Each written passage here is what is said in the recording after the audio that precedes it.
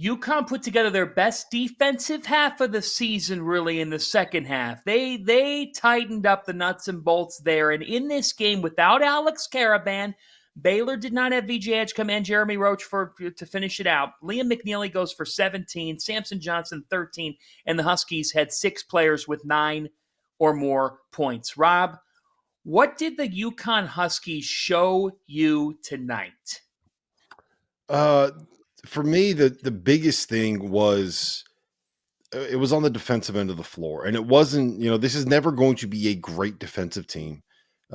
This is never going to be a team that has elite defensive pieces. Like there's no Donovan Clingan on this roster. There's no Steph Castle on this roster. There's no Andre Jackson on this roster. They have small guards. It kind of is what it is, right? I thought what was really impressive tonight was one, the recovery efforts, right? Like Liam McNeely got 3 blocks. All 3 of them came after he got beat and was able to kind of track somebody down and stuck with the play and was able to clean it up a little bit. I thought Samson Johnson and Terrace Reed did a really good job not fouling. And to put that into context, Samson Johnson fouled out in 22 minutes. And we're sitting here saying he did a really good job not fouling. That tells you what he was the last couple of games before tonight. I thought that more than anything else, though, it was like the crispness of the rotate. Like if someone got beat, there was help and they were able to recover and they were able to get to where they needed to go defensively. Like the defensive rotations were there.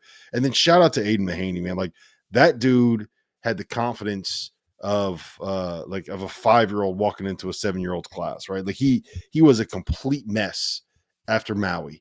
And I think that seeing that first 3 go down, then another 3 go down, then he had a huge one in the second half. Like I think he needed that as badly as anybody. And I think we saw that in the reaction that Hurley had to him, like with the headbutt and the celebrating. Like they were down by 5 and Hurley's out there celebrating like they just won the national title. Like I think that tells you everything you need to know about the boost that kid needed in confidence.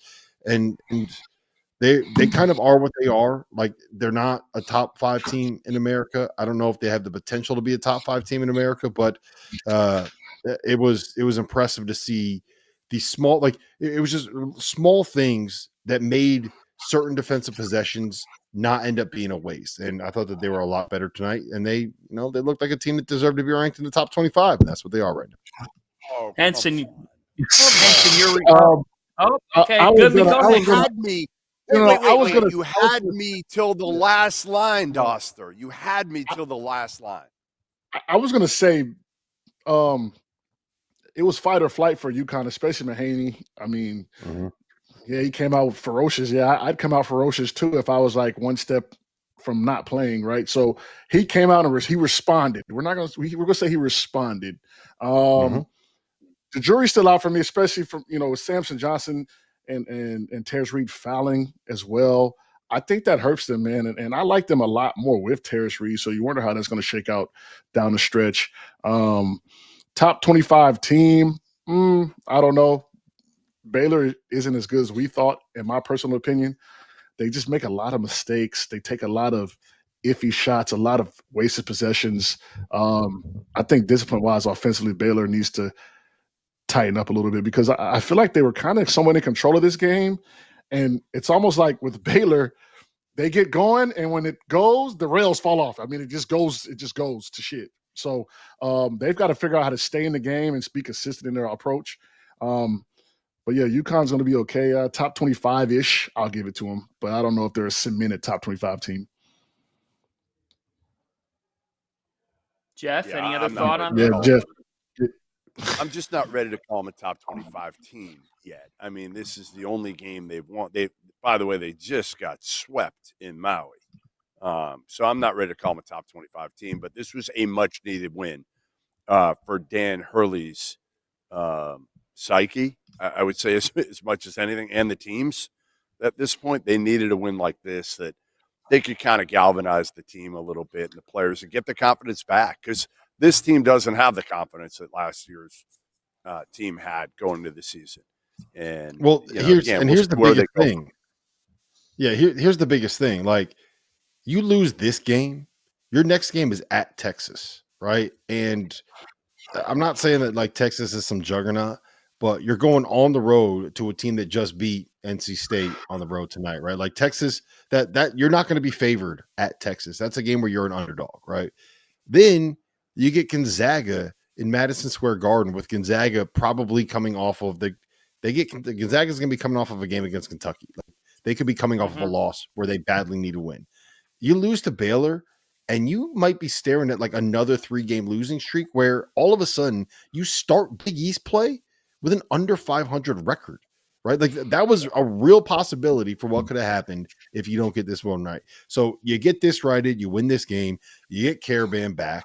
It seems like your big guys are maybe starting to figure something out. I like how we threw together those lineups where you play the two big guys together. Solo Ball made a couple shots tonight. Jalen Stewart, like he's kind of embracing this glue guy role. Aiden Mahaney, it's like they're trending in the right direction. You get Caravan back, you win at Texas. All of a sudden, you go into that Gonzaga game. You're feeling yourself a little bit. You're going to be playing in UConn's third home court in Madison Square Garden, and all of a sudden, you're now staring at you could have the momentum going in the right direction heading into Big East play, which is what everybody's going to need. I love Texas. I love them at Texas, by the way. I love UConn against Texas, by the way. I watched Texas tonight against NC State. Not convinced. Mm-hmm. No, I mean, Texas narrowly escaped NC State. Texas is 7-1. They shouldn't have won that game. UConn will presumably, the ACC could have used that tonight. Could have gone to 3 and 13. Here's my takeaway from the game initially. Yeah, first take off this game. Number one, look at Montverde Academy guys, the freshmen. Robert White had 22 points. Liam McNeely had 17 and 8. And if you look, Cooper Flagg tonight had a line that nobody's had in 25 years. That Montverde Academy team last year, it just gets reinforced how great they were. 2, Caravan is such a glue to everything that UConn does for the good, for the good.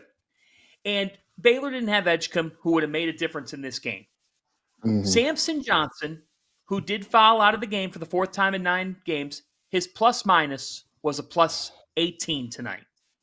So he did work his butt off on the interior. They did a good enough job on Omir. And Rob, as we were talking about, the difference from the first 10 minutes to the last 30 minutes from UConn in terms of guarding, dribble, penetration was significantly better as the game went on. They did a better and better job with it. And they learned, you know what? Baylor, not a great shooting team. Baylor shot 6 for 17 from 3. I'm with you, Henson. I was not very impressed with Baylor, but on a night where UConn had to have it, here's your stat of the night. The Connecticut Huskies now, fellas, are 30-1. 30-1 in their last 31 games at Gamble Pavilion. They have now won 33 straight home non-conference games, and that takes them through the end of non-conference play. They'll take that streak into next year. Let's get